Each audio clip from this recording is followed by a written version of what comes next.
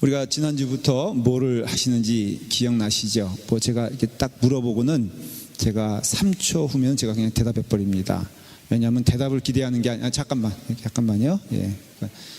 제 의도를 깨달으시라고. 그래서 대답을 뭐 여러분들에게 기대하는 것, 무시하는 건 절대 아니에요. 정말로 제가 무시해서 기대하지 않는 게 아니라 여러분들 피드백을 빨리 하면 좋고, 안 해도 그렇게 뭐 천국 가는데 지장이 없다, 그 얘기를 드리려고 해요. 지난주일 금요일에 뭐였죠? 저희가 요한복음 했죠? 요한복음 뭐 했습니까?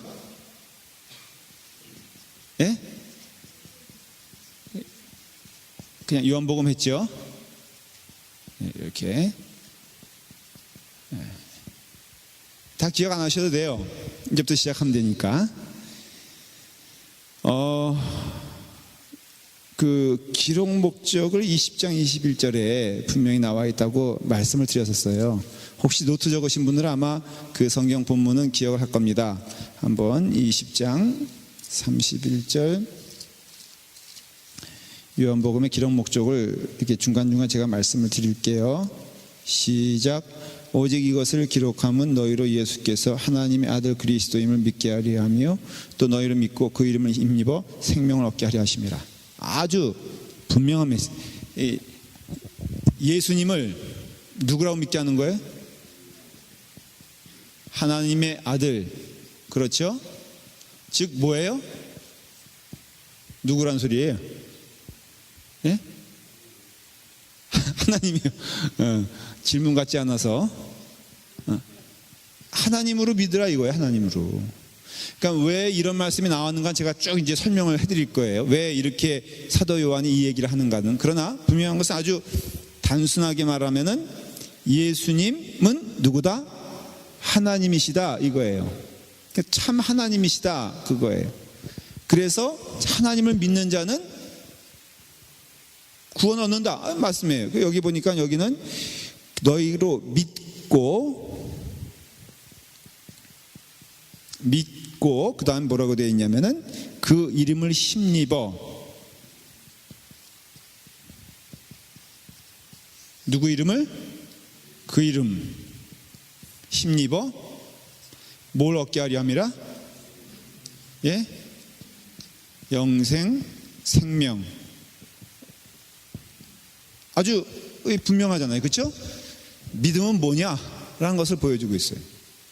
믿음은 예수님을 하나님으로 믿는 게 믿음이에요. 그러니까 여기서 우리가 실패하면은 전혀 믿음이 아닌 거예요. 그러니까 예수님을 뭐 가끔 우리가 뭐 유명한 사람들, 제가 지난번에 법정 스님 얘기했던가요? 근데 그분도 예수님을 믿어야 안 믿어요? 전혀 지금 무슨 얘기인지 못 알아듣시는 거예요? 제가 법정 스님이라고 그랬나? 해면 스님이라고 그랬나? 처음 들어요? 뭐 제가 했는데 분명히 스님 얘기 권사님 지난주에 나오셨어요? 근데 어떻게 이렇게 당당하게 얘기하세요? 당황스럽네. 여기 계셨던 분들은 전혀 대답을 못 하는데 제가 그럼 제가 어디서 얘기했죠? 했죠? 여기 안 한 분 안 왔다 그러는데 그렇죠. 저도 분명히 아니에요. 그 인도 갔다 온 사람 말고 아니라 했는데 잠깐만 안 나오신 분이 지금 법정 스님인가가 그 유튜브에 나온 거 이렇게 저한테 누가 이메일로 보내줬다 그래가지고 제가 봤는데 그 어머니가 극락 갔습니까?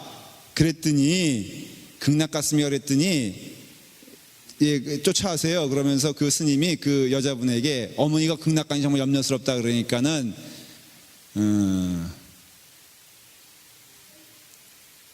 네?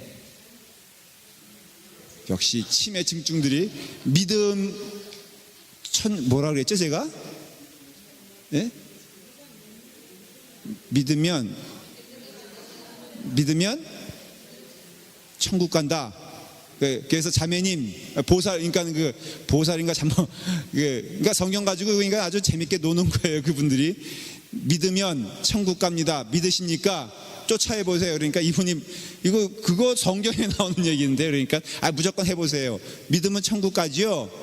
맞습니다. 믿으면은 어머니가 천국 가 계신 줄 믿으시길 바랍니다.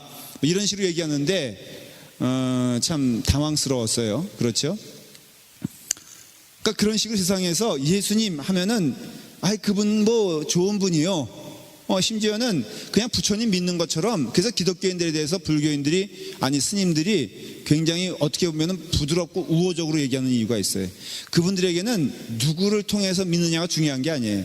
자기 득도기 때문에 그게 수단이 부처일 뿐이지 그게 예수다. 그래서 그분들에겐 거부감이 없는 거예요.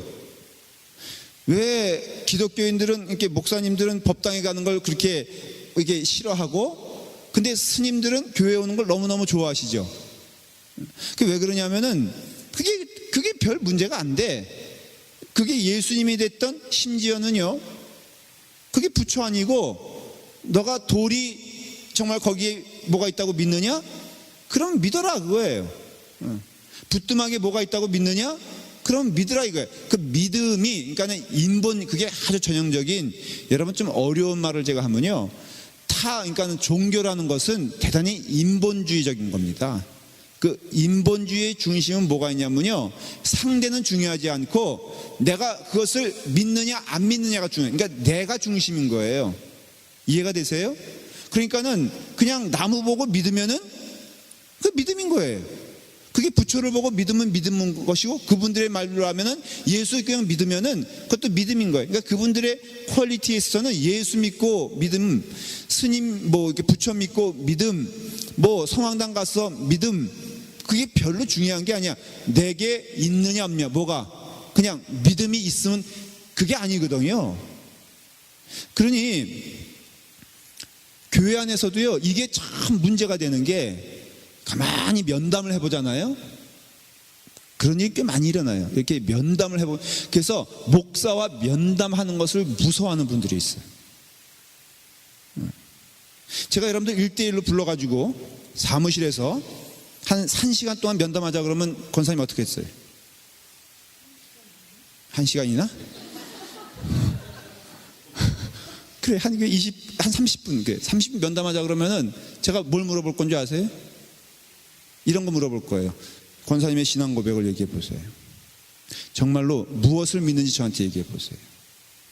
그리고 마음 가운데 무엇이 가장 중심에 있는지 얘기해 보세요. 물어보기 시작하면요, 무서워서 도망갈 사람들 몇몇 됩니다. 여기도 금요 집회 나오는 분들조차도 집사님은 저하고 면담하는 게 안 두려워요? 뭘 두려워? 예. 근데 이분들은 믿음이 좋아서 그런 게 아니라 뭘 모르고 뻔뻔하기 때문에 그런 거예요.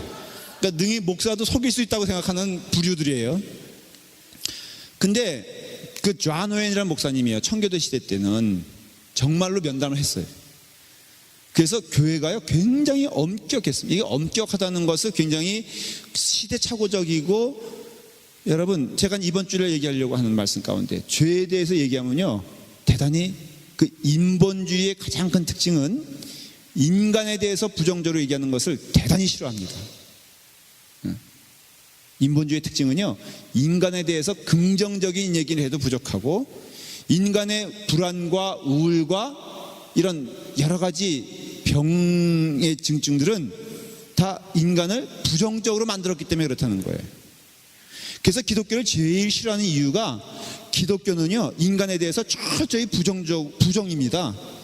여러분들은 여러분은 나띵이에요. 없어요. 그런데 인본주의에서는 그게 못 견뎌하는 거예요. 그게 바로 심리치료도 마찬가지예요. 심리치료 할 때 여러분들, 나에 대해서 내가 이 세상에서 가장 귀한 존재라고 믿어라 막 이렇게 얘기하잖아요. 이런 얘기 몰라요? 정말 여러분들을 놓고 저는 목사인데도 아는데, 그렇게 무식한 목사인데도 그거 좀 알아요. 그러니까 그 심리학에 있어서 자아의 존재에 대해서는요, 자꾸만 어려운 말로 해서 죄송해요, 긍정이 제일 넘버원이에요. 그래서 긍정을 회복시키기 위해서 오늘날에 많은 테라피란 것도요, 사실은 뭐예요? 자신의 긍정적인 것을 찾으라는 거거든요. 이게 기독교하고는 전혀 맞지 않는 얘기예요. 그건 나중에 제가 자세히 말씀을 드릴게요. 그런데 어쨌든 간에 우리가 믿음은 뭐냐면요, 예수님을 믿는 거예요. 예수님을 믿는 거. 나를 믿는 것도 아니고 목사님을 믿는 것도 아니고 누구 성도를 믿는 것도 아니고요, 예수님을 믿는 거예요. 근데 그 신앙 고백이 아주 뭐 두리뭉실하죠. 이게 여러분, 이거에 대해서 여러분들이 신앙 고백을 할 수 없다면은 기도하셔야 돼요. 잘못 믿는 거니까. 정말 예수님이 하나님인 것을 믿어요. 그래서 그분 안에는 영생이 있어요. 생명이 있어요. 성경에서 말하고자 하는 것은요, 생명을 말하고 있어요. 자꾸만 우리가 기복신앙 얘기하고 그리고 또 그러는데요, 그게 왜 자꾸만 문제가 되냐면은 그게 바른 길로 인도하지 못하기 때문에 그런 거예요. 여러분들에게서 이 땅에 살면서 물질을 자꾸 움켜잡으려고 하는 거에 신앙을 연결시키면요, 그게 아니거든요. 분명히 약효로 따지면 그게 아니잖아요. 제가 이게 벌레 물리면요, 한 6개월 동안 그 벌레 물린 거에 대해서 굉장히 끌고 가는 경우가 있어요. 제가 아주 어떤 때는 고통스러운 것이, 이게 모기에 물려, 개미도 물어요? 쥐벼룩도 물어요?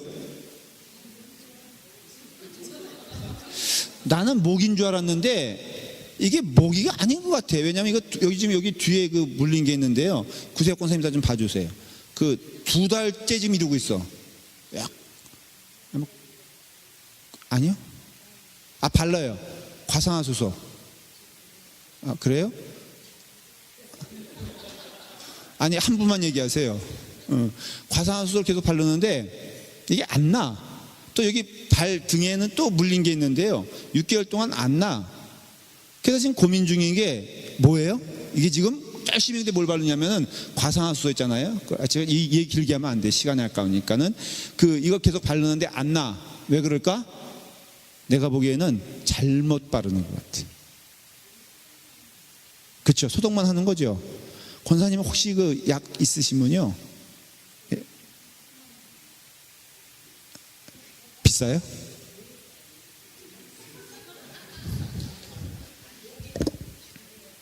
진짜 됐어요. 그건 예화니까 이거는 그냥, 그러나 나중에 도와주세요. 이거예요. 이거 예수님을 하나님으로 믿어야 되는 거예요. 우리가 믿든 안 믿든 하나님은 하나님이세요. 근데 우리의 영생과 결부되기 때문에 문제가 되는 거예요. 그러니까는 하나님을 믿고 그 이름을 힘입어. 이게 다 뭐예요? 예수 그리스도의 이름으로 맨날 우리가 찾는, 예수 이름으로 뭐라고 그랬어요? 승리를 얻었네. 예수 이름으로 네. 예수 이름으로 나아갈 때, 그게 승리가 뭐냐면 구원의 승리를 말하는 거거든요. 그러니까 영생으로 가는 길이에요. 영생으로. 이걸 지금 요한복음이 얘기하고 싶은 거예요. 이걸 왜 얘기하고 싶은가에 대해서 제가 설명을 좀 드릴 거예요. 그렇기 때문에 딱 제가 끄집어냈죠. 예수님, 믿음, 영생, 이거예요. 예수님은 하나님이신 것을 믿고 그 이름을 힘입어 천국 간다, 이거예요. 쉽게 말하면 천국에 대한 보장이 우리의 믿음과 우리의 삶 가운데 확실하면은 그 사람의 살아가는 모습이 다른 것을 우리는 발견하게 돼요. 첫째는 제가 저를 일단 고백을 해볼게요. 제가 어릴 때부터 이렇게 쭉 자라면서 믿음 가운데 이제 어느 정도 이렇게 어느 선상에서 하나님의 은혜 가운데 구원을 받고 또 믿음으로 그것을 받아들여서 천국에 대한 소망이 생겼잖아요. 그게 천국에 대한 소망이 생겼을 때 나타나는 분명한 현상이 뭐냐면요, 넉넉해지는 것을 봐요. 제가 이렇게 보니까요, 그렇게 넉넉한 사람이 아니에요. 그리고 여러분들 그 열등감이란 거 있잖아요. 열등감. 자꾸만 이렇게 심리적으로 열등감이 있는데, 이제 보너스로 말씀드릴게요. 예수 믿으면 열등감이 사라질까 안 사라질까? 진짜로 예수 믿으면은 사람의 그 마음속 열등감이, 여러분 열등감 없는 사람 한번 손 들어보세요. 그럼 열등감 있는 사람 한번 손 내려보세요. 자, 열등감 없는 사람이 없을 거예요. 그렇죠? 우리 권사님은 열등감 있어요? 뭐 하나만 우리가 함께 웃을 수 있게 뭐가 있어요? 너무 이쁜 거? 그러면 너무 고운 거? 우리 교회에서 제일 고우시고 이쁘신 것 같아. 그래서 저는요, 어릴 때부터 정말 신체적으로 열등감이 많았어요. 이건 뭐 제가 이렇게 말하면 자꾸 안 믿어요, 우리 교인들이. 목사님에게 무슨 열등감이 있느냐. 그런데 제가 진짜로 이렇게 말을 더듬었어요. 이거는 고백이에요, 고백. 제가 말더듬이었어요, 사실은. 이런 사람이 목사가 됐으니 얼마나 신기합니까? 딸기 코였다는 얘기 너무 유명한 얘기죠. 그래서 여학생 친구들 솔직히 없었어요. 초등학교 때까지요, 그 여학생들이 저를 보면은 사귀고 싶다? 그런 마음이 전혀 안 들었어요. 그래서 흔한 연애 편지 한번 못 받아봤어요. 그 자신감이 없었던 시절을 제가 어릴 때 기억을 해요. 그리고 나서 쭉 자라는 동안 지금 이렇게 살펴보면요, 지금은 열등감이 있을까 없을까? 어떤 분이 저보고 너무 자신감이 넘친다 그래. 제가 뭘 넘친지 모르겠는데 이게요, 그러다 보니까는 노여워하는 것도, 어저께도 제가 운동했거든요. 테니스 쳤거든요. 근데 자꾸 그 아웃인데 인이라 그러면서 소리를 퍽퍽 지르는 거예요. 한 집사님이. 다 교인들이거든 거기. 그래가지고요, 그때 어떻게 분위기가 이상해지잖아요. 그 다음부터 무조건 제가 용납을 했어요. 제가 오면서 얼마나 저 자신에 대해서 훌륭해지든지, 야, 내가 믿음 가운데 승리했다. 근데요, 그게 그렇게 중요하지 않아. 오케이, 그럼 뭐. 그 다음에 누가 나를 상석에 앉혀야 될 자리인데 하석에 앉혔다? 그거 뭐 어때? 오케이. 뭐 다 오케이 아니에요, 그냥? 왜? 그걸로 내가 쓰러지는 게 아니거든. 그러니까는 예수를 정말 믿으면 실제적으로 말하면은 열등감이 사라지고 넉넉해져요. 그래서 교회 안에서도 보면요, 정말로 구원받은 자들의 특징이 뭐냐면은 너그러움과 넉넉함이 있어요. 여러분들도 너무 호떡집에 불난 것처럼 이것 때문에 상처받았다, 저것 때문에 상처받았다, 그게 아직도 우리가 가야 될 길이 멀은 걸 알 수 있어요. 영생을 소유한 자는요, 천국을 소유했는데 거기에 무슨 아픔이 있겠어요, 이 땅에 살면서. 이거 뭐 잠시 있다가 가는 건데, 여러분 그냥 얼마 안 있다가 우리 갑니다. 그렇기 때문에 이 중요한 예수 그리스도 믿음 또 생명에 대해서 말하고 있다라는 것을 얘기해 주고 있어요. 그리고 또 하나, 이 요한복음이 지향하는 방향이 있는데, 이렇게 쭉 가다 보면 뭐를 지향하고 있냐면 알 수 있냐면요, 이거를 지향하고 있는 걸 알 수 있어요. 자, 십자가는 누가 질 수 있습니까? 인간이 질 수 있습니까? 하나님이 질 수 있습니까? 물어보면은 하나님만이 질 수 있는 거예요. 십자가는 대속의 은혜거든요. 대속의 은혜. 누가 감히 죄를 대신하여 죄를 속량해 주기 위해서 질 수 있겠어요? 그러니 예수님만이 지을 수밖에 없는 그 십자가를 향하여서 요한복음은 쭉 달려가는 것을 알 수가 있어요. 그래서 우리가 이와 같이 예수님에 대하여 깨닫게 되었을 때, 예수님은 참 하나님이시고 예수님은 참 인간이라 하는 것을 말해주고 있는 거예요. 근데 그 부분 가운데 참 인간, 참 하나님 이렇게 있잖아요. 그렇죠? 나중에 누가복음을 한번 공부하게 될 거예요. 누가복음은 참 인간이신 예수님에 대하여 증언하고 있어요. 그래서 인자란 말이 누가복음에 나와요. 이거는 이따도 좀 설명을 드릴게요. 누가복음은 헬라 사람들, 이방인에게 쓰여진 말씀이에요. 그러니까 헬라 사람들에게는요, 그 하나님이 참 인간이 되셨다는 말을 이해하지 못해요.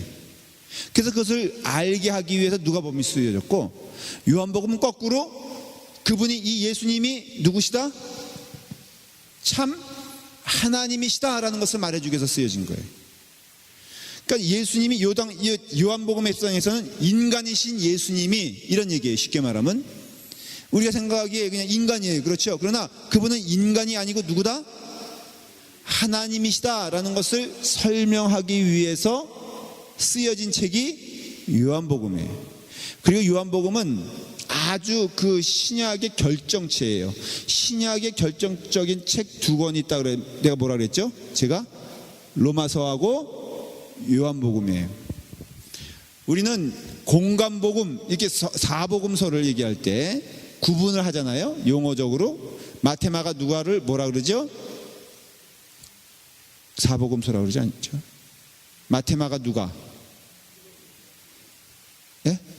공간복음이라고 그래요. 공간복음. 공간이란 것은 볼관자 같은 것을 본다는. 그러니까 마태, 마가, 누가는 같은, 어떻게 보면은 같은 식으로 쓰여진 거예요. 같은 것을 본다는 개념보다도 같은 패턴으로 쓰여진 거예요. 근데 요한복음은 그게 아니에요. 전혀 다른 포인트를 가지고 쓰고 있는 거예요. 요한복음 제일 마지막에 쓰였다고 할 수 있어요. 요한복음은 그 말하고자 하는 내용이 예수님에 대하여 역사적인 내용을 말하고자 하는 것이 아니에요. 그래서 특별히 요한복음을 보면은 마태, 마가, 누가와는 다른 패턴으로 쓰여진 걸 알 수 있어요. 그러니까 예수님의 어떤 역사적인 행적적인 면에서는 그렇게 다루질 않아요. 왜냐하면 다룰 목적이 없기 때문에. 그거는 이미 어디 있다? 마태, 마가, 누가 있다는 것을 누가 알았어요?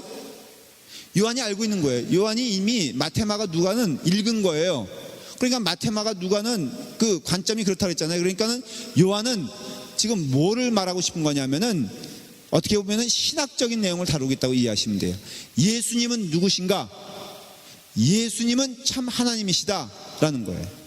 그리고 이것은 아주 요한복음 또 사도 바울 서신의 특징 가운데 하나가 영주주의라는 아주 그 당시에 광풍처럼 휩쓸었던 어느 교회나 그것 때문에 도전을 받았던 영주주의라는 이단 사상에 대하여 대적하기 위해서 쓰여졌다고 말할 수도 있어요.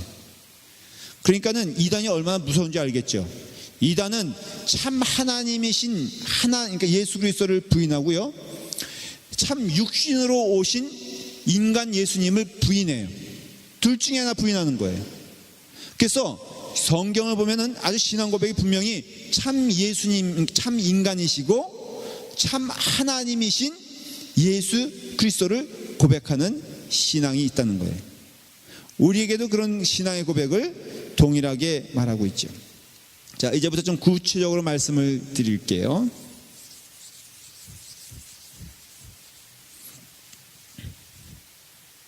성경을 좀 찾으면서 요한복음 18장 4절부터 6절까지 조금 제가 설명을 드려야 돼요.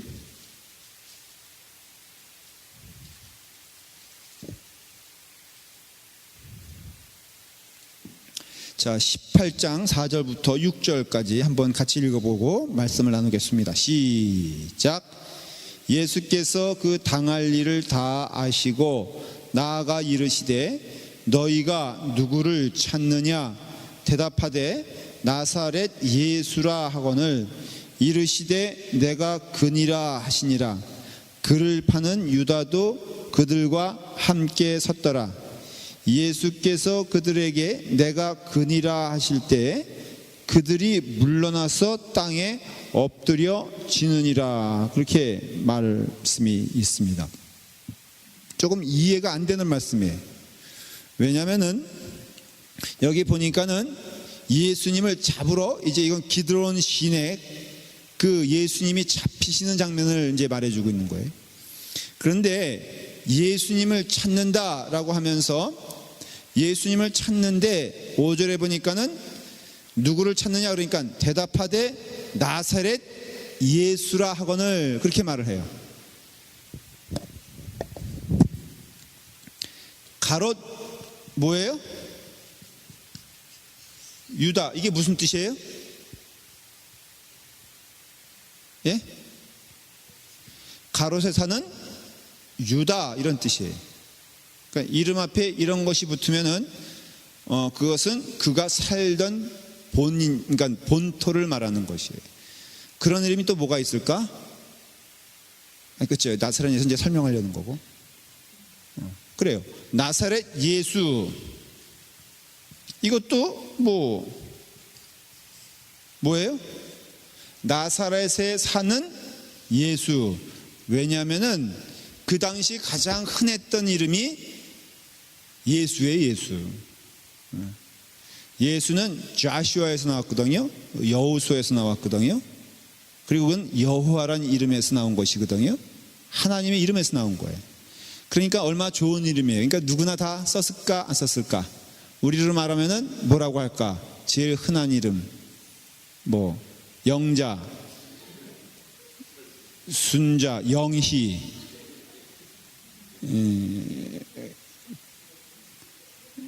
뭐 말자 이런 거 다 이런 것들이 이게 흔한 이름인 것처럼, 그러니까 내가 누굴 찾느냐, 그러니까 누굴 찾냐, 그러니까 나사렛 예수 찾는다. 이건 뭐 말하냐면요, 그냥 반란자, 인간 나사렛 예수를 찾는 거예요. 그런데 찾으러 왔잖아요. 그러니까 막 살기등등에 찾으러 왔잖아요. 그런데 뭐라고 말씀하시냐면은 예수님께서 그렇게 대답하되 나사렛 예수라 하거늘 이르시되, 내가 나사렛 예수다라고 말하지 아니하시고 뭐라 그러냐면 내가 그니라 하시니라. 그를 파는 유다도 그들과 함께 섰더라. 근데 그 다음 말씀 한번 읽어보세요. 예수께서 그들에게 내가 그니라 하실 때 그들이 물러나서 땅에 엎드려지느니라 그랬어요. 이상한 장면이 나오는 거예요. 무슨 말인지 이해가 되세요? 아니 살기 등등 해가지고 누굴 찾느냐, 나사렛 예수를 찾는다. 그게 잡으러 온 거잖아요. 그러니까 그리고 거기엔 누가 있다 그랬어요? 가룟 유다가 있었으니 예수님 찾는 건 시간 문제고, 당연히 지금 대화하고 있는 그 사람이 뭐 많겠어요. 그러니까는 이 사람이 나사렛 예수라는 것은 다 한다고요. 사실은 이게 잡으면 되는 거예요. 그 다음 순서는. 근데 예수님께서 난 나사렛 예수여 말하지 아니하고 내가 바로 그니라 그렇게 말을 했는데, 마치 장풍 맞은 것처럼 말이에요. 마치 바람에 그냥 맞바람 맞는 것처럼 거기 잡으러 왔던 사람들이 갑자기 깜짝 놀래가지고 뒤로 물러나가지고 어떻게 했다는 거예요? 넘어졌다는 얘기가 아니에요. 엎드렸다는 거예요. 엎드렸다는 거예요. 엎드렸다는 것은 넘어진 거는요, 뒤통수가 넘어진 거고, 엎드려진 거는 앞통수가 넘어지는 거예요. 여러분, 뒤통수가 넘어지는 것은 부지 중에 넘어지는 거고, 앞통수가 넘어지는 거는 무슨 뜻이에요? 의식적으로 넘어지는 거예요. 여러분, 뒤통수는요 실수로 넘어지는 거고, 앞으로 숙이는 거는 경배, 두려운 마음에, 이게 바로 왕에게 하는 자세 있잖아요. 납죽 엎지르는 거 있잖아요. 옛날 고대 시대 때 이 장면이란 거예요. 여러분이 성경을 가만히 읽어보면 너무 이해가 안 되는 장면이에요. 살기 등등하게 인간 예수 잡으러 왔는데 갑자기 무슨 이상한 말을 한마디 툭 듣고서는 갑자기 물러서 가지고 그 앞에 넙죽 엎드렸다. 물론 그 다음에 예수님이 잡히는 장면이 나와요. 그렇지만은 이런 이해하지 못할 이 장면에 이게 무슨 뜻이 있느냐, 바로 5절에 누구라겠어요? 예수님이? 예? 5절 다시 한번 읽어볼게요. 괜히 수수께끼 같은 말씀이에요. 대답하되 나사렛 예수라 하거늘 이르시되 내가 그니라 하시니라 하는 그 말씀은요, 바로 헬라어 단어가 I am 무슨 뜻이냐면은 에임이 그런 뜻이에요. 여러분들 에고란 말 들어보셨어요? 에고는 1인칭을 말하는 자기를 말하는 거예요. 에고, 에임이. 이게 나는 나다, 나는 그 사람이다. 근데 이 말씀이 사실은 어디서 나오는 말씀이냐면요, 출애굽기 나오는 어떻게 하셨어요?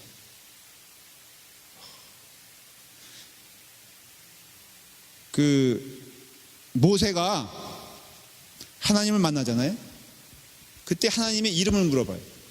내가 내 백성들에게 가서 하나님에 대해서 누구라고 말해야 됩니까? 그랬을 때 하나님이 I am who I am, 나는 나다, 그렇게 얘기를 해요. 나는 스스로 존재하는 자다. 왜냐하면 그 당시에 하나님은 우상이었거든요. 사실은 우상은 인간에 의해서 만든 것은 인간들이 한다고요. 그러니까는 인간들이 만들어진 신개념만 있을 뿐, 인간이 만들지 않는 스스로 존재하는 신에 대해서는 도저히 이해할 수가 없는 그 시대였던 것을 알 수가 있어요. 그럴 때 바로 나는 누구냐, I am who I am, 나는 나다, 내가 봐도 그다, 그런 뜻이에요. 그런데 예수님께서 하신 이 말씀, 내가 내노라 라고 말씀하신 것이 바로 무엇이냐면은 내가 그다라는 거예요. 다른 말로 하면은 지금 스스로 예수님은 누구라고 말하고 있는 거예요? 당신이 예수님이 자신에 대하여 예수님이 그 전까지는요, 나에 대해서 말하지 말라 그랬어요. 제자들에게 주는 그리스도에서 이렇게 얘기하고 막 그럴 때, 신앙 고백을 할 때 너희가 그 이야기를 발설하지 말아라 그래요. 왜냐하면은 때가 되지 않았노라 그래요. 근데 이제 예수님이 십자가에 달려 돌아가시는 그때가 온 거예요. 그 시간이. 그랬을 때 예수님이 스스로 말씀하시는 것이 무엇이냐면은 내가 바로 그다. 그러니까는 잡으러 온 사람들이 그렇게 말을 할 때 본능적으로, 이거는 사실은 본능적이에요. 그래서 엎어진 거예요. 예수님을 정말 믿어서 엎어진 게 아니라 어떤 면에서는 그거는 오직 그 여호와의 이름이거든요. 유대인들은요, 여호와의 이름을 입으로 내놓는 경우가 없어요. 그래서 성경에서 여호와의 진짜 참 하나님의 이름은 사라졌어요. 여호와라는 것은 그 대표적인 발음 가운데 이게 축출해내 가지고 나중에 후대 유대인들이 이것은 추측해낸 것일 뿐 정말로 하나님의 이름이 무엇인가는 지금도 알 수가 없어요. 그만큼 경배의 대상인데 예수님의 입에서 그 나는 who I am, 나는 나다, 나는 스스로 있는 자다, 예수님 그렇게 말씀하신 거예요. 스스로. 그러니까는 본능적으로 그 앞에 어떻게 된 거예요? 엎어진 거예요. 그러니까 예수님이 스스로 말씀하시기를 나는 누구다? 바로 하나님이다 라고 분명히 선포하는 장면이 여러분들이 지금 방금 전에 읽었던 말씀이다 라는 것이에요. 이런 가운데 조금 더 우리가 사복음서 좀 설명을 드리고 더 시작을 할게요. 마태복음은요, 이건 이미 성경을 통해서 또 제가 강의를 통해서 많이 얘기했기 때문에 그냥 잠깐 써머리만 할게요. 기억해 두세요. 마태복음은 예수님을 누구로 묘사하고 있다고 그랬죠? 왕으로 묘사하고 있다고 그랬어요. 그래서 유대인의 왕, 우리의 킹, 그러니까 우리의 왕, 우리의 모든 것 되시는 분, 그것이 바로 마태복음에서 하고 싶은 이야기예요. 예수님은 누구냐? 바로 왕이다 이거예요. 그런데 마가복음은 그 포인트가 뭐냐면은 바로 수신자가 로마인이에요. 로마인들. 마가복음의 수신자는, 마태복음의 수신자는 누구라고요? 유대인이고 마가복음의 수신자는 바로 로마 사람이에요. 그러니까 로마 사람들에게는 예수님을 어떻게 소개하고 싶었냐면요, 하나님께 절대적으로 순종하는 종의 모습을 설명하고 싶었어요. 그래서 마가복음에는 화려한 어떤 왕의 모습으로서 존재하는 예수님이 아니라 하나님의 뜻에 절대적으로 순종하려고 하는 예수님을 묘사하고 있어요. 나중에 한번 그런 관점에서 성경을 읽어보세요. 분명히, 그러니까 좀 빠르게 읽어보세요. 이렇게 그냥 이렇게 한 절 가지고 막 그러지 말고 한번 마가복음을 예수님은 종이시다라는 관점에서 쭉 한 장, 2장, 3장 쭉 읽어보면요, 분명히 마가복음에서 얘기하고 싶어하는 것이 무엇인지를 알게 돼요. 마태복음에서 얘기하고 싶어하는 것이 무엇인지를 우리가 알게 돼요. 그리고 그 다음에 누가복음은 바로 대상이 누구냐면은 헬라인들이에요. 헬라인들. 마태복음은 유대인, 마가복음은 로마인, 그 다음에 누가복음은 헬라인이에요. 헬라인에게는 무엇을 말하고 싶었냐면요, 바로 참 인간이신 예수 그리스도에 대해 설명하고 싶었어요. 그래서 말씀드린 대로 인자란 얘기도 그것이 하나님의 사람 그런 뜻이거든요. 그러니까 인간을 말하는 것이거든요. 그렇기 때문에 누가복음에서는 그래서 예수님의 어떤 그 모습이 인간적인 모습, 막 태어나시고 그 다음에 목자들의 어떤 경배를 받으시고 하는 것을 통해서, 그렇기 때문에 그 인간의 모습으로서 인간의 삶에 대해서 아주 세세하게, 그래서 가장 예수님의 행적에 대해서 자세히 나온 말씀이 누가복음이에요. 누가복음을 보면요, 막 이렇게 예수님이 성전에 올라가는 모습, 뭐 그런 모습들이 쭉 나오게 돼. 그거는 말한 대로 이게 참 성경이 놀라운 거는요, 이 사람들이 모여서 함께 의논해서 너는 예수님에 대해서 이런 부분을 기록해라, 너는 예수님에 대해서 저런 부분을 기록해라, 너는 예수님에 대해서 이런 관점으로 기록해라, 회의했을까요? 안 했을까요? 회의 안 했어요. 근데 여러분들 아십니까? 성경이요, 얼마나 정교한 책인지 몰라. 연구해보면 깜짝 놀래요. 왜냐하면 창세기부터 요한계시록까지요, 그 말씀의 흐트러짐이 전혀 없어요. 어느 한 방향을 향해서 쭉 나가고 있다는 것을 성경을 연구해 보면 다 모아놓고 근데 그 당시에 성경이란 것이 뭐예요? 낙권으로 그냥 이렇게 각각 흩어져서 존재했고요. 시대적으로도 1500년 이상 동안에 40여 명의 저자들이 각각의 삶의 환경에서 쓰여진 것이 성경이라고요. 그런데 너무 놀라운 것은 중복되는 부분도 없고요, 그 다음에 흐트러짐도 없고 어느 한 방향에 대해서 쭉 성경이 기록된 것을 알 수 있어요. 창세기의 말씀이 요한계시록을 통해서 완성되는 거 아십니까? 언제 한번 제가 그것을 설명을 드릴게요. 그 창세기의 말씀이 출애굽을 통해서 해석되는 거 아세요? 여러분, 물의 홍수 사건이 그것이 나중에 와서 해석되는 것은요, 이것은 어떤 의도성을 가진 게 아니라 성령님께서, 하나님께서 그 성경의 저자인 것을 알 수 있어요. 이 땅에서 유일하게 하나님에 대해서 증거하는 아주 분명하며 직접적인 증거는 딱 하나예요. 성경이에요. 성경 이외에는 다 그것이 투명하지 않은 어떤 희미한 것임을 알 수가 있어요. 그래서 성경은 이와 같이 아주 일목요연하게 쫙 지향하고 있는 것처럼 마태복음, 마가복음, 누가복음도 어쩌면은 그 예수 그리스도에 대하여 그렇게 아주 분명하게 조명하고 있다는 것을 알 수 있어요. 각각의 사람들인데 각각의 목적이 이게 분할된 다른 것처럼 보여도 모아놓고 보니까는 예수님을 정말로 올바로 설명하려고 했던 것을 알 수 있어요. 마태복음은 독자가 유대 사람들이고 참 왕이신 예수님에 대해서, 그래서 동방박사의 경배가 어디에만 나와요? 목자들의 경배가 어디에만 나와요? 예? 잘 모르겠죠, 이렇게 얘기하니까. 누가복음에만 나와요.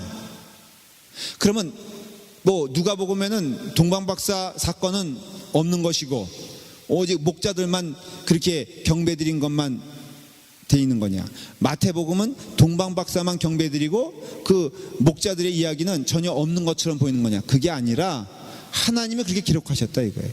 관점에 의해서, 보는 눈에 의해서. 그래서 우리는 그것을 배워야 되는 신앙적인 태도가 필요한 거예요. 왜? 하나님 주시는 약속의 말씀이니까. 그래서 마태복음은 왕에 대한 것을 강조하고요, 마가복음은 이 순종에 대해, 참 순종에 대해서 말하고 있고, 누가복음은 인간이신 예수 그리스도에 대해서 말씀하고 있고, 요한복음은 그 독자가 특별한 존재가 아니에요. 어떤 요한복음은 어떤 특별한 계층을 놓고 얘기한 것도 아니에요. 요한복음은 전체 다 모든 계층에게 선포하는 거예요. 딱 한마디예요. 뭐예요? 예수님은 하나님이다 이거예요. 그러니까 예수님은 왕도, 뭐 왕이라는 게 틀린 말이 아니고요, 예수님은 섬기러 오셨다, 이것도 틀린 말이 아니고, 예수님은 참 인간이다, 이것도 틀린 말이 아니에요. 그런데 요한복음에서는 아주 분명하게 말하고 싶은 게 무엇이냐면은 예수님은 참 하나님이시다라는 것에 대해서 말하고 있다는 것을 알 수 있어요. 자, 그런 관점에서 여러분들이 이제 요한복음을 살펴보면은 1장 1절부터 18절까지는 서론 부분이에요. 이 부분은 그냥 기록해 두셔도 되고요, 한번 듣고 지나가셔도 뭐 상관이 없어요. 그리고 두 번째 부분은 1장 19절부터 12장 50절까지 7가지 표적이 나와요. 기적이 나와요. 기적. 우리로 말하면 기적, 표적이 나와요. 그래서 여기는 주로 이렇게 쭉 내용이 어떤 것을 표현해요. 뭐예요? 여러분들 정말 저를 잠깐 보세요. 요한복음에 쓰는 독특한 기적에 대한 용어가 있다 그랬죠. 그건 아마 여러분들 아실 거예요. 뭐라고요? 표적이에요. 표적. 표적과 기적은 뭐가 틀릴까? 네? 네. 표적은 표창, 같은 단어인가? 표창과 표적과 표자는 같죠? 아닌가? 표창은 던져가지고 딱 하는 거니까 목적이 있잖아요. 표적도 목적이 있는 거예요. 그러니까 기적은 그것도 하나님이 하신 거죠. 기적도 우리의 눈으로 보기에 인간이 할 수 없는 일, 이것이 기적이에요. 기적. 그래서 우리가 기적 같은 일, 이것은 인간으로서는 할 수 없는 일, 이것이 기적의 영역이에요. 그런데 거기에 넘어서 이것은 무엇인가를 보여주려고 한다, 의미가 있다. 거기에 의미를, 기적은 의미가 없어요. 그냥 그것이 우리 인간의 능력으로 아니다는데 표적은 뭘 보여주려고 해, 자꾸. 이것이 바로 요한복음에 나타나는 기적의 행위예요. 예수님이 하신 일이에요. 그래서 7가지 표적하면은 뭘 느껴야 돼요, 여러분들이? 예수님이 그 7가지 표적을 통해서 뭘 말해주고 하는 거예요? 내가 바로 하나님이다 라는 것을 말해주는 거였어요. 그래서 1장 19절부터 12장 50절까지는 표적에 대한 얘기가 쭉 나와요. 그리고 세 번째 부분은 13장부터 20장까지인데요. 여러분들 이 여기를 읽어보면은 13장부터 20장까지는요, 내용이 주로 뭐로 되냐면 설교로 되어 있어요. 설교인데 어떤 예수님 그 선한 사마리아 사람 이야기가 요한복음에 나오잖아요.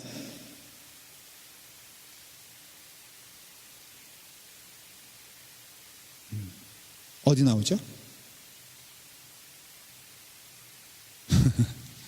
찾아보세요. 나와. 거기 드라크마의 비유 나오잖아요. 찾아보세요. 백날 찾아봐도 안 나오니까. 요한복음은 그런 내용을 기록하지 않았어요. 그러니까 요한복음은 뭘 얘기하냐면요, 그 긴 설교 말씀을 기록한 거예요, 일종의. 그래서 12장부터 쭉 읽어보면요, 여러분들 한번 보십시오.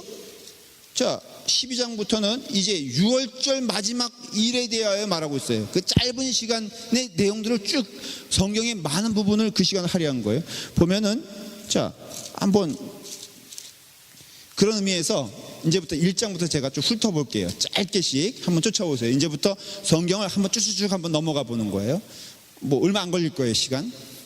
자, 1장 보니까 태초에 말씀이 계시냐 시작하죠. 시작부터가 범상치 않죠. 그리고 14절에 보니까 말씀이 육신이 되어 우리 가운데 거하시며 우리가 그의 영광을 보니 아버지의 독생자의 영광이여 은혜와 진리가 충만하더라. 무슨 말 하는지 알겠죠? 하나님의, 예수님이 하나님 되심을 지금 말해주고 있는 거예요. 자, 18절, 아버지 품속에 있는 독생하신 누구예요? 하나님. 분명히 예수님에서 뭐라고 있어요? 하나님이라고 말하고 있어요. 넘기세요. 그 다음에 세례 요한의 증언은 딱 하나예요, 여러분들. 예수님에 대해서 그가 뭐다? 그가 빛이라 이거예요. 빛. 이제 빛에 대해서 말씀드릴 거예요. 그가 빛이다라고 말하고 있어요. 나는 아니다. 그러니까 사람들은 세례 요한이 빛이라고 했거든요. 나는 아니다. 빛은 누구다? 바로 이분이다 라고 말하고 있어요. 그러니까는 결국 하나님에서 말하고 있죠. 2장을 보면은 가나의 혼례장에서 잔치 베푸시죠. 거기서 기적이 일어나죠. 3장에 보면은 누구와 이야기합니까? 니고데모. 거기서 뭘 얘기하죠? 거듭남에서 얘기하고 있는 거예요. 거듭남에 대해서 얘기할 때 결국 16절 보세요. 하나님이 세상을 이처럼 사랑하사 독생자를 주셨으니 이는 저를 믿는 자마다 멸망하지 않고, 뭘 얘기하는 거예요 지금? 요한복음 뭘 얘기한다 그랬죠? 영생을. 지금 니고데모와 값싼 세상의 것을 얘기하는 게 아니라 네가 거듭나야 영생을 얻게 되리라. 누구를 믿음으로써? 나를 믿음으로써. 지금 그 얘기를 하고 있는 거예요. 4장 보십시오. 사마리아 사람과 사마리아 여인과 무슨 얘기를 하죠? 그 전에 영원히 목마르지 아니하리니 14절에 보면 내가 주는 물은 그 속에서 영생하도록 솟아나는 생물이라. 지금 무슨 얘기하는 줄 아시죠? 그죠? 세상의 물 가운데 목말라하는 사마리아 여인에게 네가 정말로 영생의 물을 마신다면은 너는 결코 목마르지 아니하리라. 그게 누구냐는 거예요. 그러니까 3장에서는 니고데모, 4장에서는 누구요? 사마리아 여인, 2장에서는 세례 가나, 그 다음에 세례 요한. 자,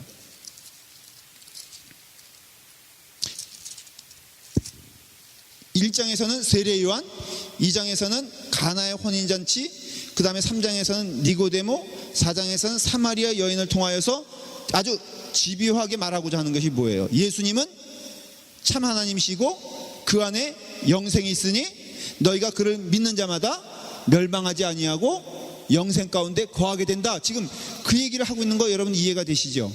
그 다음에 5장에 보십시오. 5장을 보면은 이제 막 이렇게 기적이 나오잖아요. 이 기적도 예수님이 누구이신 것을 하나님이신 것을 증언하게 하시려고 결국은 이 일을 하시는 거예요. 5장 18절에 보면요, 유대인들이 이로 말미암아 더욱 누구를 죽인다 그랬어요? 예수를 죽이고자 하니, 그 다음에 이유가 나와요. 왜 예수를 죽이려고 하느냐? 읽어보세요. 시작.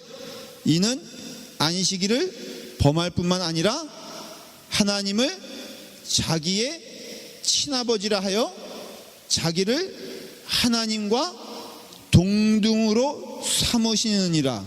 이해가 되세요? 지금 요한복음에 나오는 유대인들과 예수님과의 긴장은 다른 이야기가 아니라 그 예수님이 참 하나님이신 것을 말씀하시니까는 유대인들이 그 예수님을 죽이려고 하는 거예요. 그러니까 요한복음은 그냥 우리를 구원하여 주시는 그걸 말하는 것이 아니에요. 단순히 뭐 우리의 왕이 되시는 그런 걸 말하는 것이 아니에요. 예수님은 누굴 말하는 거예요? 참 하나님이신 것을 말해주고 있어요. 자, 그 다음 넘어가 보세요. 6장에 보면은 이제 5,000명을 먹이는 기적이 나오는데, 그 다음에 바다를 걸으시는 예수님이 나오세요. 그런 다음에는 이제 뭐라고 말씀하시냐면은 거기에 축복하시는 축도가 나오고 떡을 나눠주시는 장면이 나와요. 성찬이 벌어지고 있는 거예요. 27절 한번 읽어볼까요? 시작. 썩을 양식을 위하여 일하지 말고 영생하도록 있는 양식을 위하여 하라. 이 양식은 인자가 너희에게 주리니 인자는 하나님 아버지께서 인치신 자지라. 자, 저를 보세요. 지금 보면은 다 의도가 있는 걸 알 수가 있죠. 왜 5,000명을 먹이는 기적을 베푸셨을까? 예? 왜 그럴까? 그게 떡이거든요. 떡.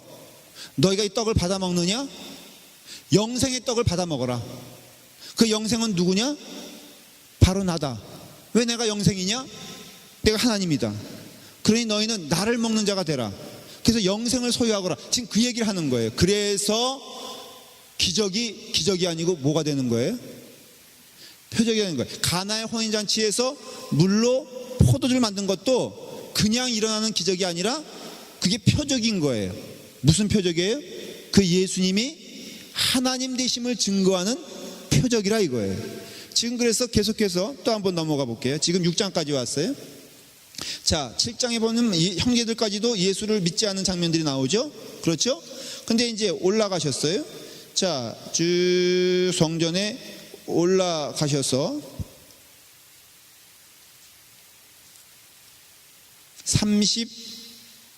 38절 한번 읽어보세요. 시작. 나를 믿는 자는 성경의 이름과 같이 그 배에서 생수의 강이 흘러나오리라 하시니, 그러니까 예수님의 어록을 기록을 하는데 요한복음은 어떤 관점에서 기록하는 거예요? 참 생명이신 예수 그리스도에 대하여 말하고 있는 것을 알 수 있어요. 그러니까 지금 요한복음은 딴 게 관심이 없어요. 뭐예요? 생명을 주시는 예수 그리스도, 천국으로 인도하는 예수 그리스도에 대해서 말하고 있는 것을 알 수 있어요. 자, 8장에 보면요, 음행 중에 잡혀온 여자가 용서를 받잖아요. 그렇죠? 근데 거기에 보면은 그 예수님이 여자에 대하여 무엇에 대한 용서를 하시죠? 간음에 대해서 용서하시나요? 죄에 대하여 사함을 주세요. 이것이 유대인과 어떤 갈등을 일으킵니까? 죄 사함의 권세는 누구에게 있어요? 하나님에게 있는 거예요. 그러니까는 자, 보십시오. 그 다음에 예수님이 점점 정체를 나타내세요. 스스로 12절에 보면은 예수께서 또 말씀하여 이르시되 시작. 나는 세상의 빛이니 나를 따르는 자는 어둠에 다니지 아니하고 생명의 빛을 얻으리라. 자꾸 지금 요한복음에서 나오는 언어가 뭐예요? 빛, 생명, 영생, 생수의 강. 그러니까 요한복음이 말하고자 하는 것이 무엇인지 알겠죠?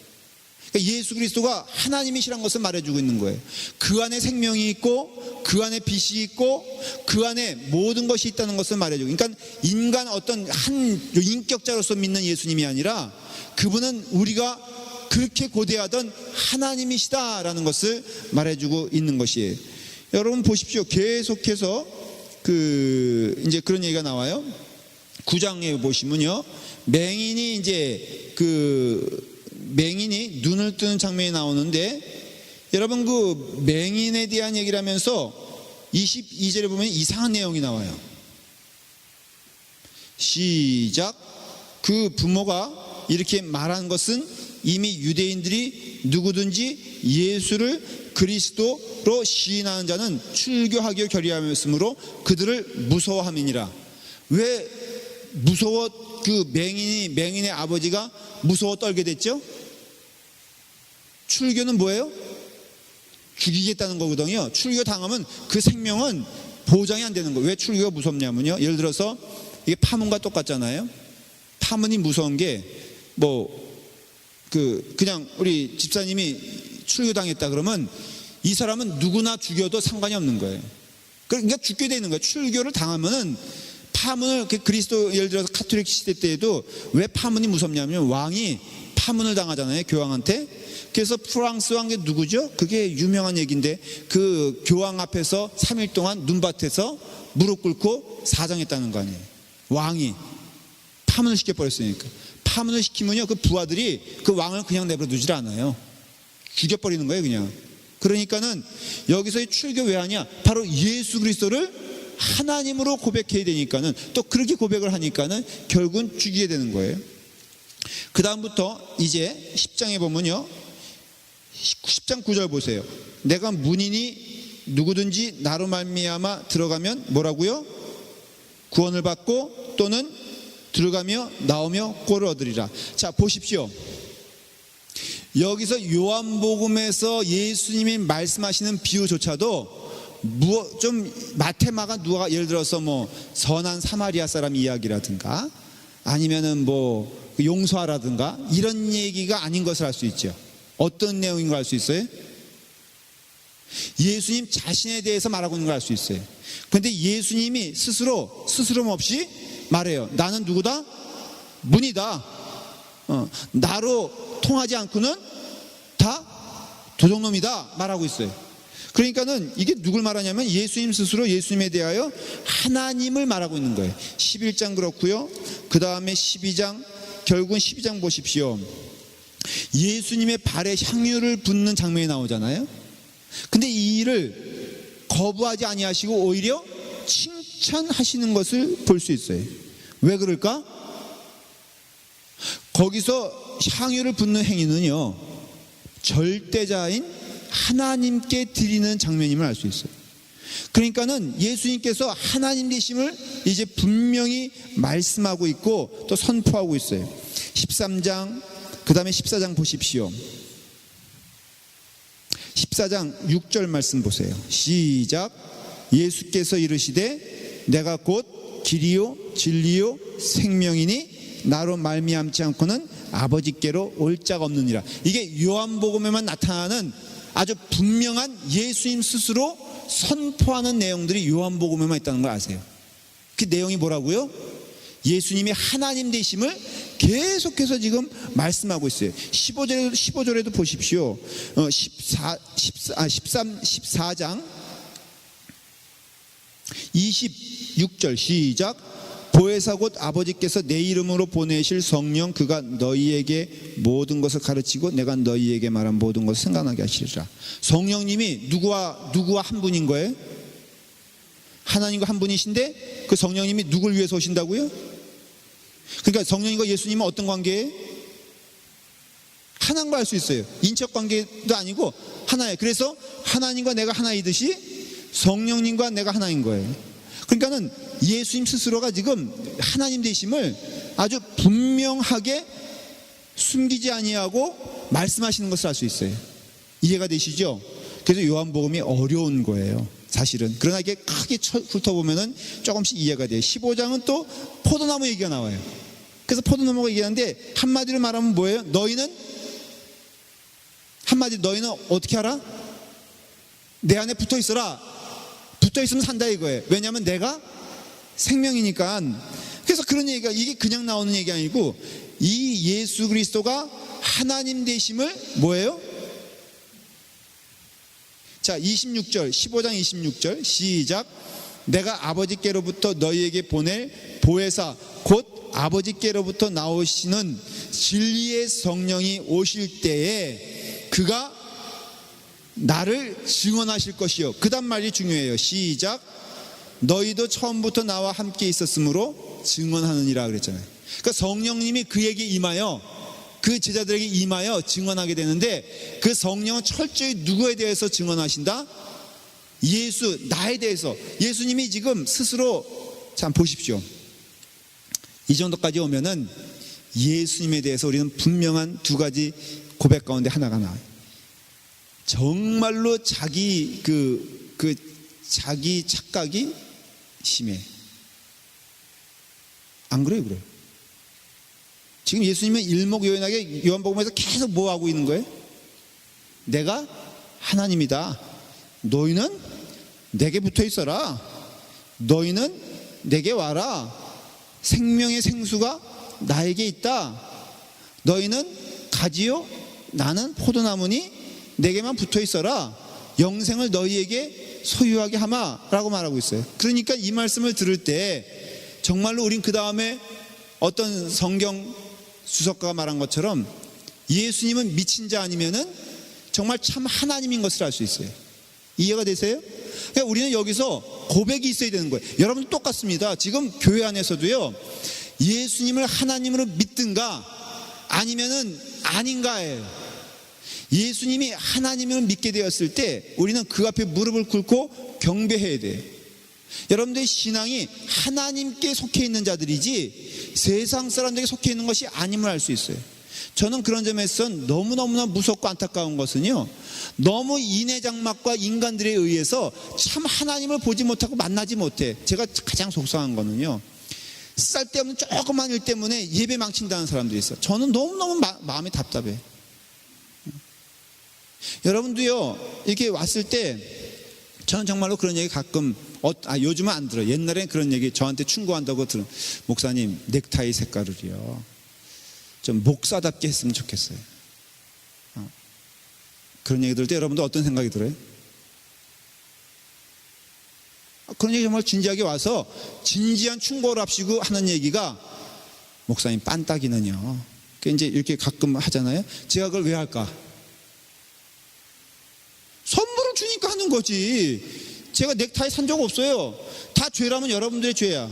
제가 만일에 분홍색 한번 걸치면요, 그냥 그 영혼을 위해서 한번 걸치는 줄 믿으시길 바랍니다. 그러면은 믿음이 있으면, 우리 목사님이 오늘 순교의 마음으로 그렇게 하시는구나, 이해가 되잖아요. 그런데 목사님 오늘 정말 은혜를 못 받았어요. 왜 못 받았어요? 목사님 그게요, 너무 제 마음에 혼란을 줘가지고, 아니 그럴 신경이 있으면은 말씀의 본질이나 좀 잘 듣고 좀 회개하시길 바랍니다. 네. 여러분들 하는 행동 가끔 보면 그런 거 아세요? 누구 때문에 뭐 어쩌고 뭐 때문에 어쩌고 뭐가 신경 쓰여가지고 어쩌고. 여러분 이게 다 부끄러운 일이에요. 예수 그리스도 만나 영생 안에서 그 영원한 생명을 소유한 자들은요, 생각하는 게 다릅니다. 이 땅의 것들은 아무것도 아니면 알 수 있어요. 지금 예수님 안에서 예수님이 그 이야기를 하는 거예요. 성령의 일이 무엇인가를 잘 말하고 있잖아요. 자, 16장 넘어가서, 자 17장, 그러니까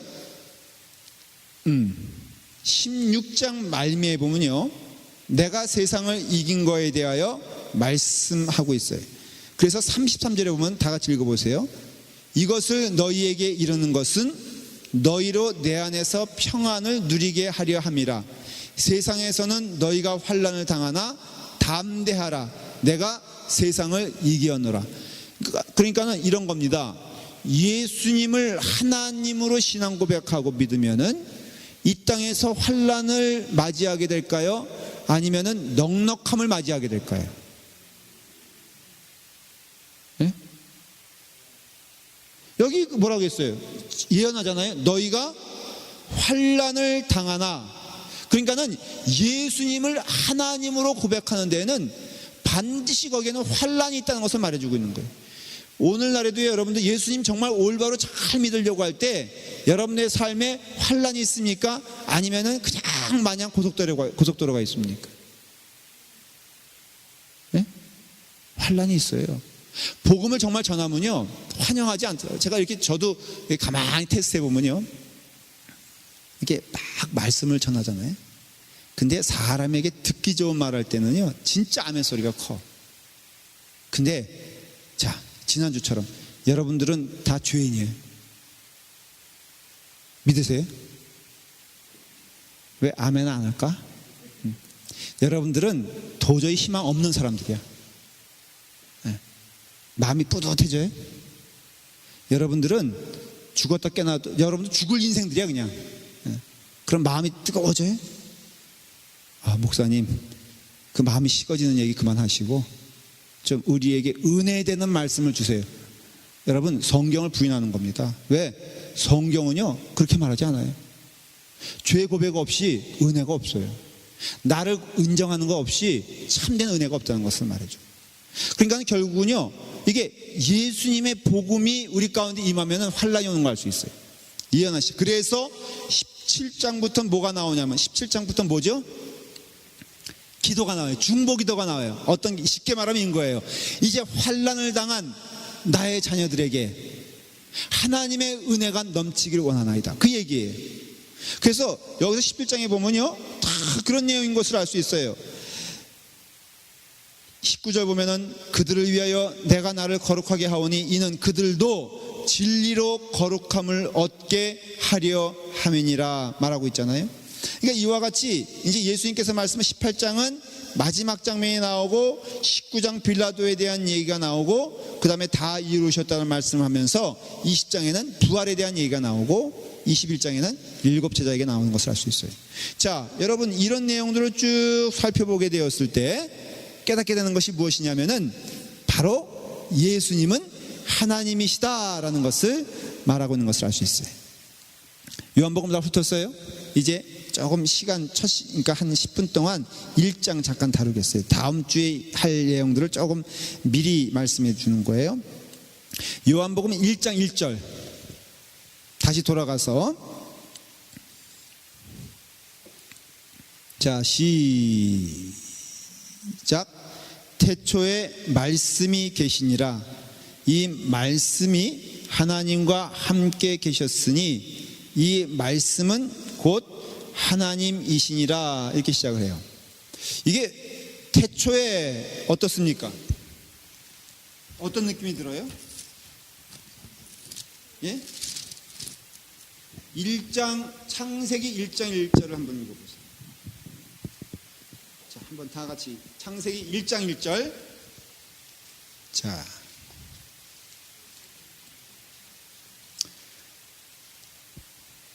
얼마나 요한복음이 성경의 맥을 잡고 있는가를 얘기해 주고 있어요. 자, 창세기 1장 1절 시작.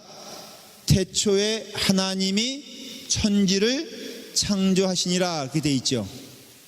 요한복음 1장 1절을 다시 넘어와서 읽습니다. 시작. 태초에 말씀이 계시니라.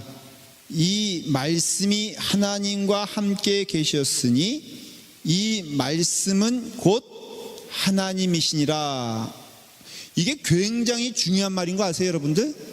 영적 의미에 있어서 In the beginning. 태초는 창세 전입니까 후입니까? 태초란 시간대를 굳이 말한다면 지금 어려운 얘기는 아니지만 조금 여러분들 이해 생각하고 좀 들으셔야 돼요. In the beginning 할 때 태초, 이 시점은 사실은 이렇게 시간을 말하는 것조차 맞지 않는 얘기예요. 이게 참 말이 어려운데 하나님에게 시간이 있습니까 없습니까? 없어요. 그러니까 사실 태초에 그런 것은 우리가 이해하기 쉬운 시간대를 말하는 것이지 우리가 생각하는 시간대로 이해하시면 안 돼요. 자, 태초에는 나무가 있으니 나무가 있고 빛이 있으니까 빛이 있고 뭐 고래가 있으니라 하니 고래가 있고 하는 그 창조의 시점을 기준으로 봤을 때 창조 전입니까 아니면 후입니까? 창조 전이에요. 그러니까 태초라 그런 말을 쓸 때에는 모든 것이 탄생되기 전 그런 뜻이에요. 성경에 보면은 창세기에 보면은 에덴 동산이 만들어지잖아요. 그러니까 세상이 만들어지잖아요. 천사는 언제 만들어졌을까?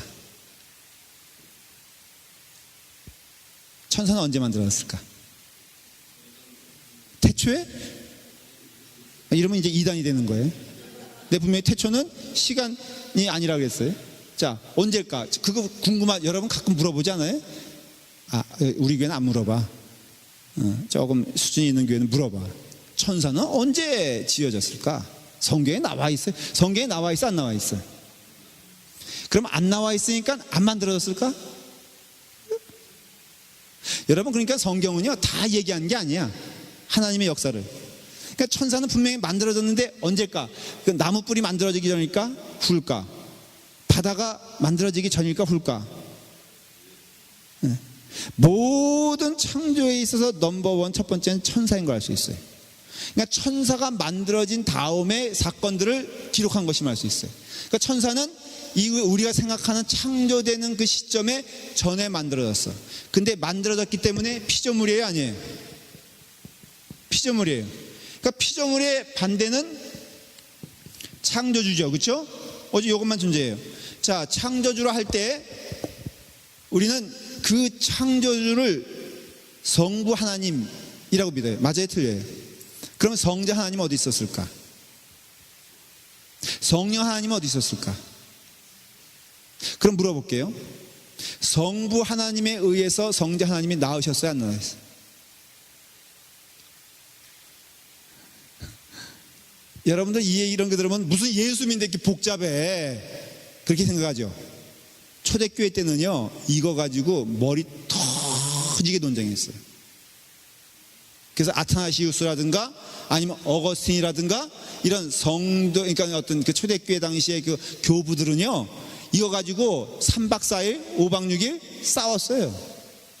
그 성부 성자 성령은 한 몸이냐, 떨어져 있느냐, 아니면은 하늘에서 어떤 존재로 있느냐.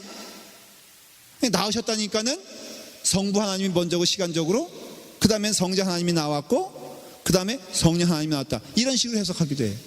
근데 중요한 것은 지금 여기 요한복음 관점에서 말하면요, 태초에 누가 있었느냐, 태초는 어떤 시간대를 말하는 것이 아니고 하나님의 시간표라고 생각합니다. 하나님의 시간대에 거기에는 성부 하나님과 성자 하나님과 성령 하나님이 계셨다라는 것을 알 수 있어요.